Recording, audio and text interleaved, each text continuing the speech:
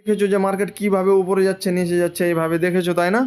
হ্যাঁ, তো মার্কেট তোমাদের মনে হতে পারে যে যেখানে ইচ্ছা সেখানে চলে যাচ্ছে চার্টগুলো, কিন্তু এমনটা নয়। মার্কেটের একটা স্ট্রাকচার রয়েছে। স্ট্রাকচার বলতে একটা গঠন প্রণালী। তো এই গঠন প্রণালীকে ফলো করেই মার্কেট মুভমেন্ট করে।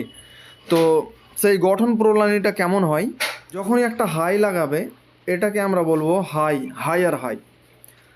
আর এই হাইটা যখন ব্রেক হয়ে যাবে, হায়ার হাই যখন ব্রেক হবে, এই লেভেলটা স্ট্রং হয়ে যাবে এবং এটার নাম হয়ে যাবে হাইয়ার লো। ঠিক আছে, এবার এখান থেকে উপরে গেল মার্কেট দিয়ে আর একটা হাই লাগালো। আমি কমপ্লিট করি, দিয়ে তোমাদের অবশ্য ডাউট যা থাকবে জিজ্ঞেস করবা। এই হাইটা যখন মার্কেট এখান থেকে গিয়ে ব্রেক করলো, তখন তার যে